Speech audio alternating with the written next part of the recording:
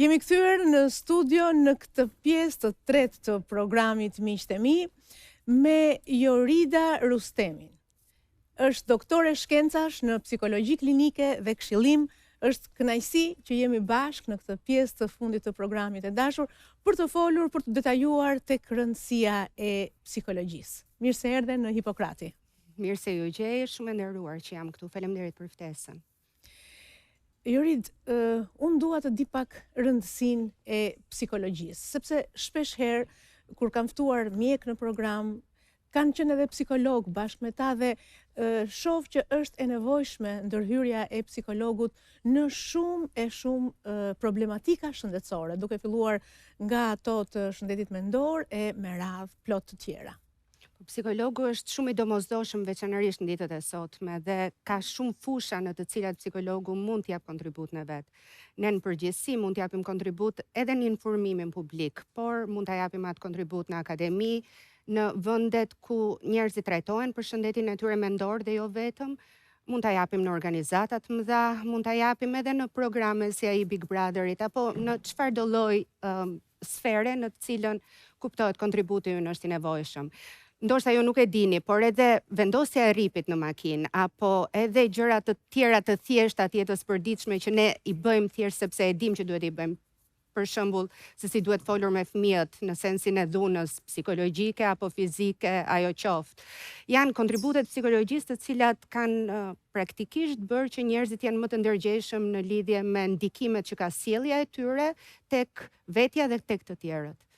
Kemi folur shpesh, në fakt është folur në media në për programe të ndryshme, për ndikimin e psikologut tek fëmijët dhe tek prindrit të cilët duhet prindërojnë mirë, duhet i rrisin mirë fëmijët e tyre.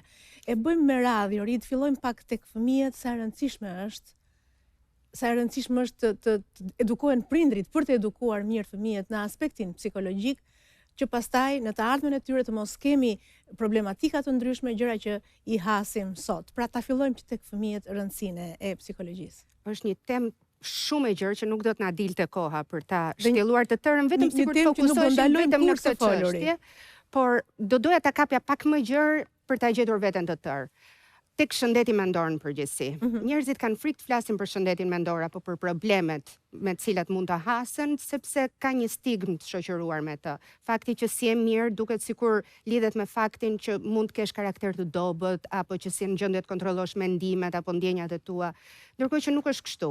Shëndeti mendor në vetvete është pjesë e shëndetit. Dhe si e tillë, kur neve nuk ndjehemi mirë fizikisht, gjëja e parë që bëjmë është përpiqemi të kuptojmë çfarë kemi dhe të kërkojmë ndihmën atyre që janë rreth e rrotull nesh, prindit, fëmijës, bashkëshortit apo kujdo tjetër që është atje.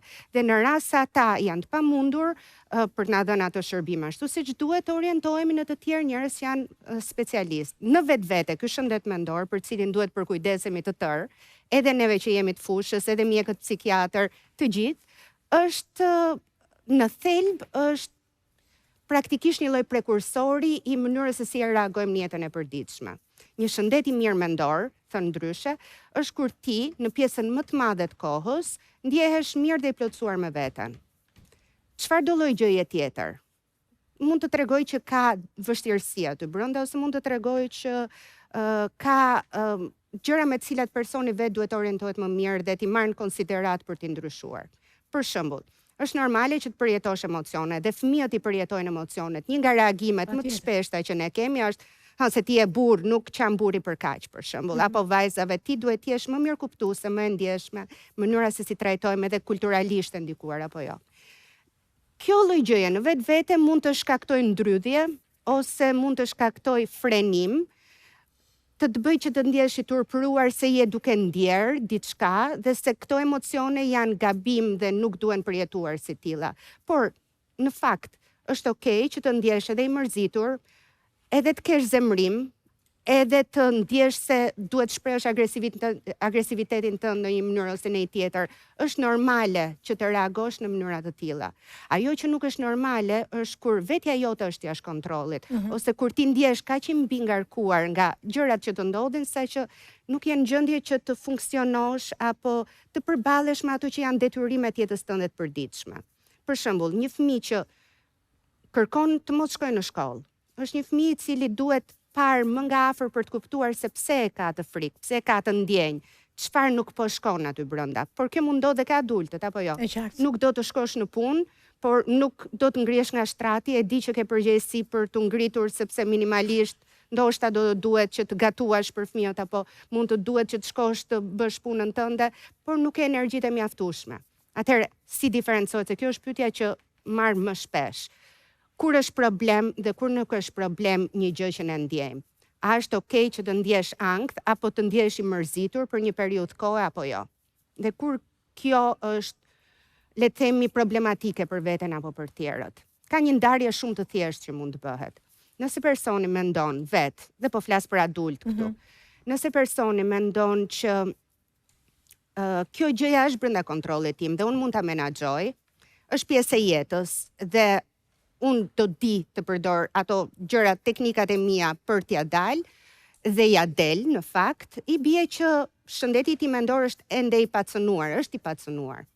Nëse gjëja, qoftë e vogël apo e madhe, bëhet barr, të bën që të mos kesh dëshirën që të çohesh nga shtrati në mëngjes, apo që të mos shijosh me ato gjërat që më përpara të kanë shijuar, çfarë do lloj gjëje të ketë qenë, të humbasi tharmi i jetës, të humbasi kënaqësia për të bërë gjërat, atëherë i bie që ka një problem i cili duhet adresuar. Kjo është mënyra se si mund të matet. Pastaj, për secilin prej çrregullimeve ka kritere të cilat duhet përmbushen në mënyrë që të bëhet edhe, le të themi, trajtimi i duhur. E qartë.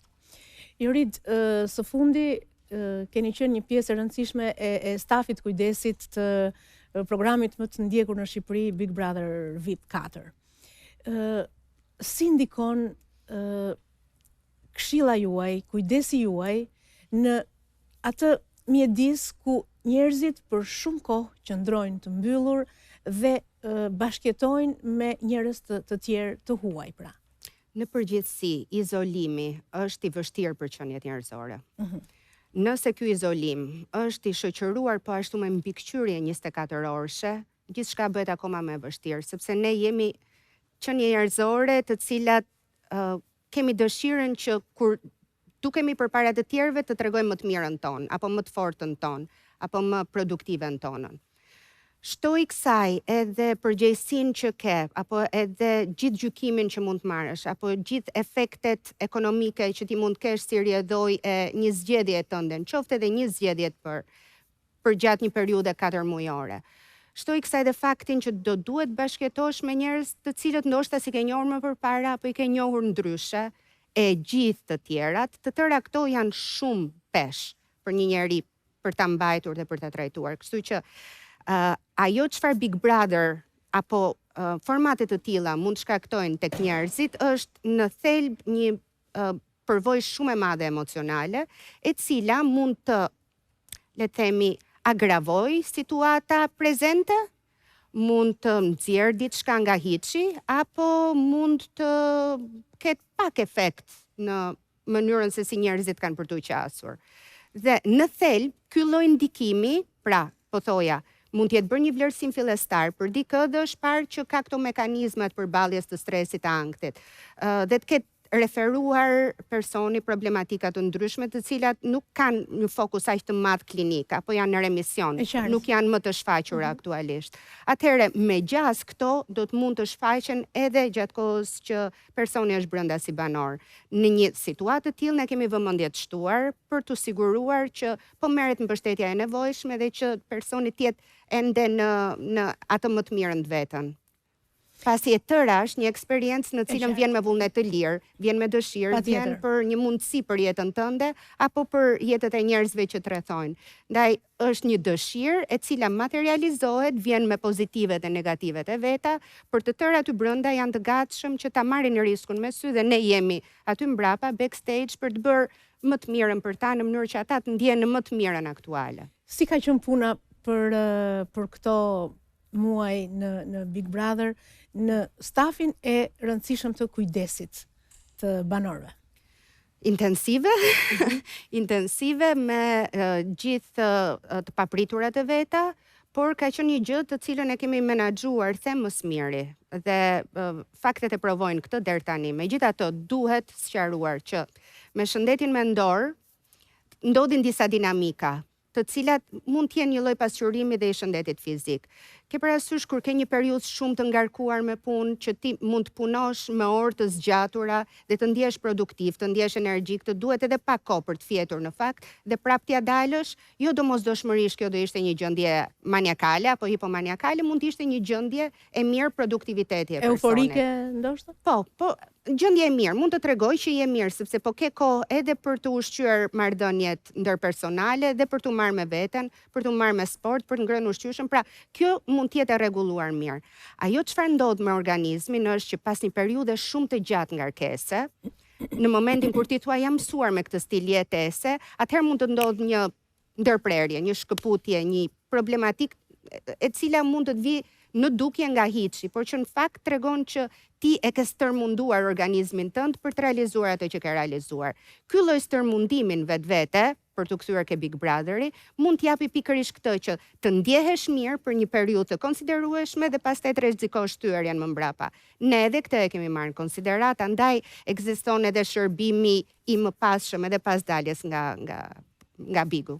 Në momentin që mbaron gjithçka dhe po flas për këta të fundit që kanë ndoshta kaluar një periudhë shumë të gjatë brenda dhe të izoluar, do duhet të vijojnë ndoshta një këshillim edhe mbasi dalin që andej? Kjo është në bazë dëshire, sigurisht është i bëni një po themi një rezume gjendjes së tyre pasi dalin. Në rast dëshire po, do me thënë si shërbim është atje, por jo domosdoshmërisht banori dëshiron që ta marrë këtë. Mund të ndjehet mirë, mund të ndjehet euforik, apo mund të dojë të shkëpus lidhjet, varet se si ndjehet, se si e ka përjetuar gjithë eksperiencën e vet. Të ndjehet mirë në atë moment. Kështu që mundësia është, unë jam atje për të bërë atë gjën që ditë bëj. Edhe që duhet bërë normalisht.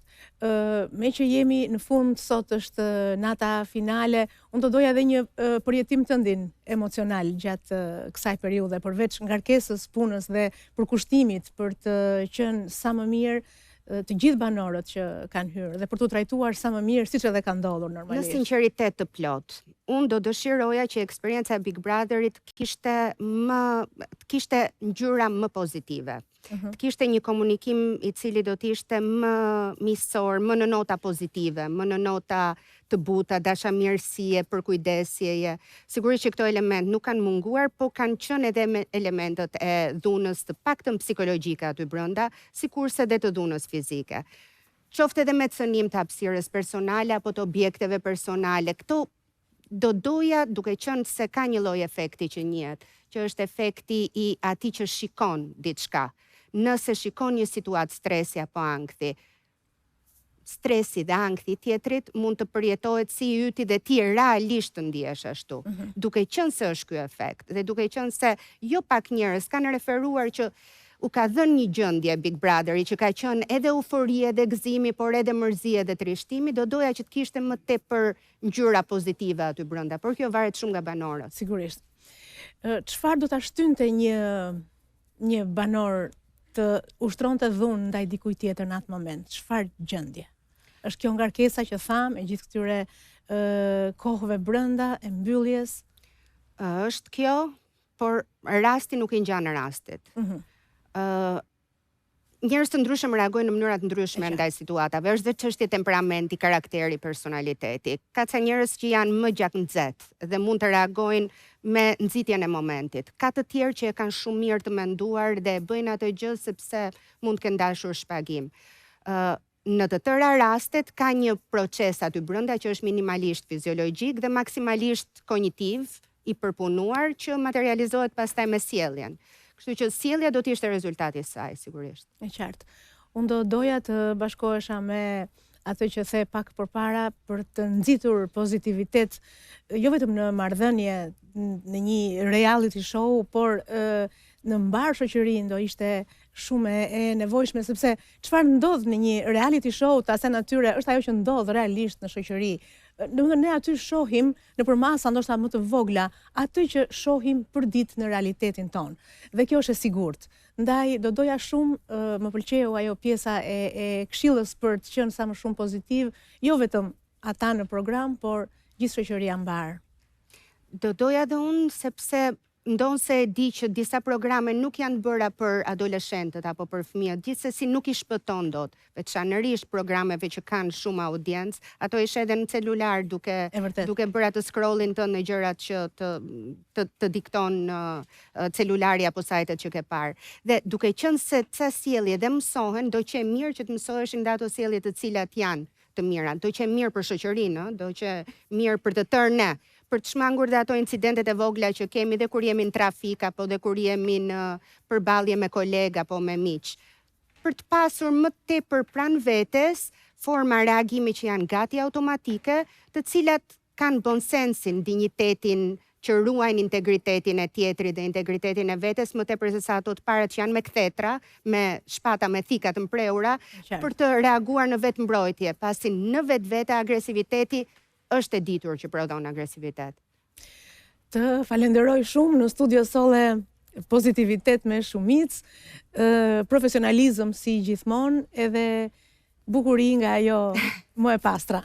Ju falenderoj për ftesën e njerë dhe ju shpreh gatishmërinë për çdo herë tjetër që të keni dëshirën të më ftoni. Faleminderit e dashur. Unë në fakt përfitoj edhe nga prezenca e Joridës sot në studio për të uruar kolegët e Big Brother, VIP Albania 4, Ledionin, Sarën e gjithë stafin e shkëlqyer të programit, për t'i përgëzuar për forcën, për fisnikërinë dhe dinjitetin me të cilin përballuan dhe sollën në publik një super program. Kanë bërë një punë të jashtëzakonshme, të admirueshme dhe jam dëshmitare vetë që puna ka qenë 24 orë. Dhe ata vetë kanë qenë në vëmendje maksimale gjatë çfarëdo lloji gjëje që ka ndodhur, kështu që urime të përzemërta nga unë dhe nga stafi I Hipokratit, sukses sonte. Shkëlqefshi si gjithmonë. Miqtë e mi, ky ishte Hipokrati për sot. Ju falenderoj për vëmendjen. Vijoni që ndroni në Top Channel, bashk do të takohemi të shtunën e ardhshme. Mirupafshim deri atëherë.